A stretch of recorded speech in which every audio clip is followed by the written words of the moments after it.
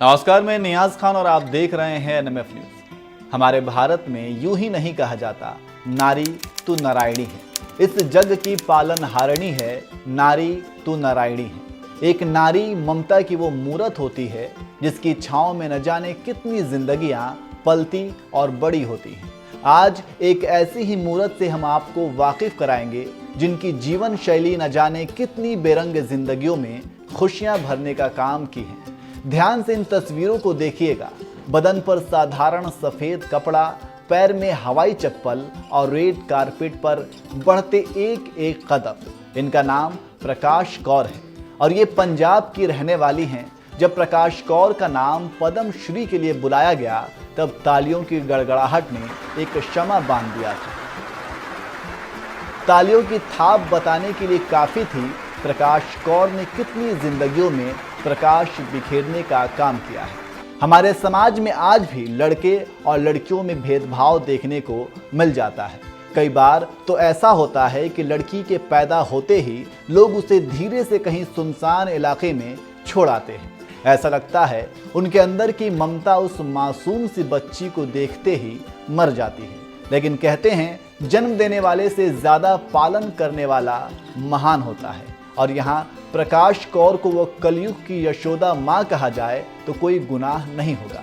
ऐसा हम क्यों कह रहे हैं, चलिए इसके बारे में आपको विस्तार से बताते हैं। 63 साल की प्रकाश कौर का जीवन जितना साधारण है उतना ही महान। अगर दूसरे शब्दों में कहें तो उन्होंने न जाने कितनी जिंदगियों को ममता से सींचा और ममता की आंचल में संजोया है। प्रकाश कौर को पद्म श्री मिलने से पूरे पंजाब का सीना गर्व से चौड़ा हो गया है।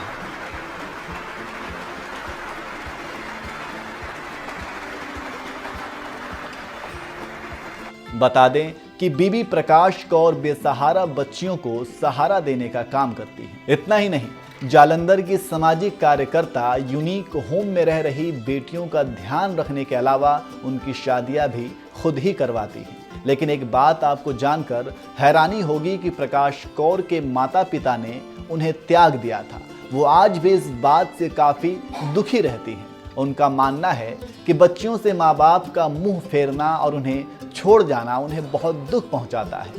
इसलिए मैं सबसे निवेदन करती हूँ कि बेटियों को यूं फेंको मत, उन्हें दे दो। वह खुद अपनी बेटी की तरह इसका ध्यान रखेंगी। अगर दूसरे शब्दों में कहें तो प्रकाश कौर ने भी अनाथों वाला जीवन जिया है।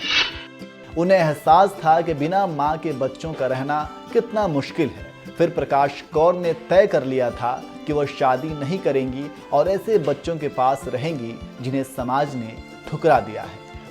उनके इस काम में संगी साथियों ने भी हौसला बढ़ाया, उनका साथ दिया। प्रकाश कौर जानती थी कि वो क्या करना चाहती हैं, लेकिन कैसे करे ये सवाल जब मन में आया तब वो एक संस्था से जुड़ गई और फिर उस संस्था के लिए काम करने लगी। कुछ समय अच्छे से काम किया, फिर उन्हें यह महसूस हुआ कि यह संस्था अंदर से कुछ और है, बाहर से कुछ और। प्रकाश ने इसके खिलाफ बोला लेकिन नतीजा कुछ नहीं निकला। उन्हें संस्था से बाहर जाने के लिए बोल दिया गया। उन्होंने संस्था छोड़ दी। हालांकि वहां जो बेटियां थीं वे प्रकाश के साथ रहना चाहती थीं, लिहाजा उनके साथ कुछ बच्चियां भी आ गईं। लेकिन समस्याओं ने उन्हें जकड़ रखा था। समस्या उनका लगातार पीछा कर रही थी।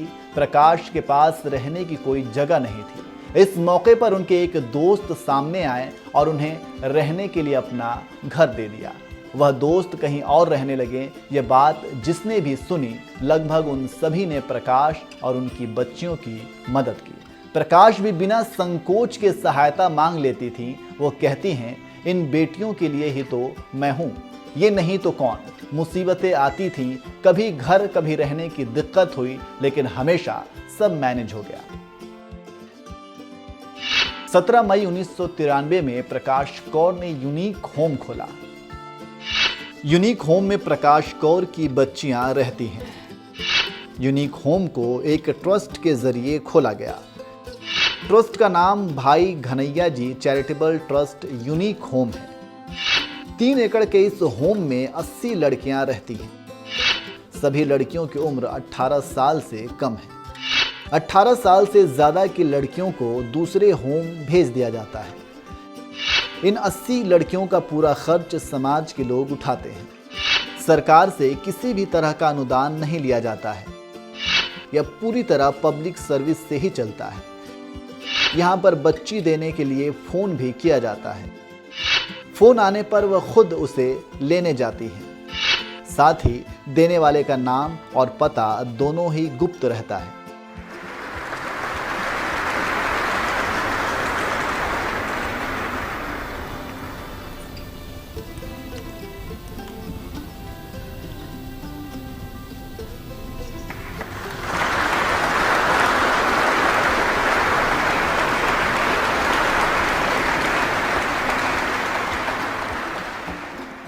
आपको यहां बता दें कि प्रकाश कौर के यूनिक होम में बच्चा छोड़ने के लिए भी एक खास जगह बनी है। इसका नाम बेबी क्रेडल है।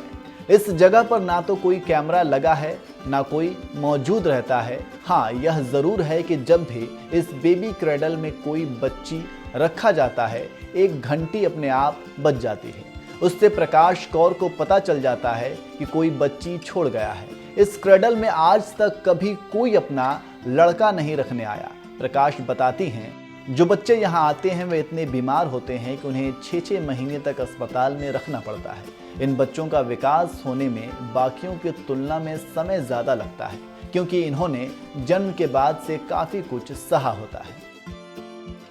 आपको यहाँ बता दें कि पुलिस भी यहाँ अनाथ बच्चियों को लेकर आते हैं। अगर कोई उन बच्चियों को गोद लेना चाहता है तो प्रकाश कौर उन्हें गोद नहीं देती।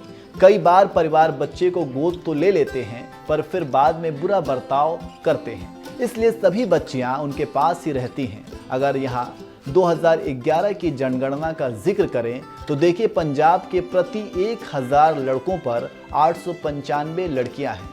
आइए जानते हैं यूनिक होम और प्रकाश कौर की कई और भी खास बातें। सभी बच्चियों का जन्मदिन 24 अप्रैल को मनाया जाता है। जन्मदिन पर पूरे 100 किलो का केक कटता है। यूनिक होम में हर धर्म के नाम की लड़कियां हैं। यूनिक होम में हर त्योहार मनाया जाता है। लड़कियां शहर के अच्छे स्कूलों में पढ़ती हैं, कुछ मसूरी के बोर्डिंग स्कूल में हैं। कई लड़कियां विदेशों में भी पढ़ रही हैं। कोई इंग्लैंड तो कोई कनाडा पढ़ती हैं। शीबा नाम की बेटी न्यूरोसर्जन बनना चाहती है। एक मीडिया संस्थान से बात करते हुए प्रकाश कौर कहती हैं, मुझे जन्म देने वाली अपनी मां को साबित करना चाहती हूं कि जो लड़की उन्होंने छोड़ दी वो आज अपने पैरों पर खड़ी है। मैं फेमस होना चाहती हूं ताकि उन्हें बता सकूं कि लड़कियां बोझ नहीं हैं। चलते चलते आपको बताते चलें कि प्रकाश कौर ने अब तक करीब 17 लड़कियों की शादी भी करा चुकी हैं। सभी लड़कियां अपने ससुराल में खुश हैं। साल 2017 में कनाडा के रक्षा मंत्री हरजीत सिंह सज्जन ने उनके यूनिक होम का दौरा किया था। प्रकाश कौर के कामों को सराहा भी था। अब देश का चौथा सर्वोच्च नागरिक सम्मान मिलने पर प्रकाश कौर काफ़ी खुश हैं और आज ये हिंदुस्तान भी प्रकाश कौर को सलाम करता है। सुश्री प्रकाश कौर समाज सेवा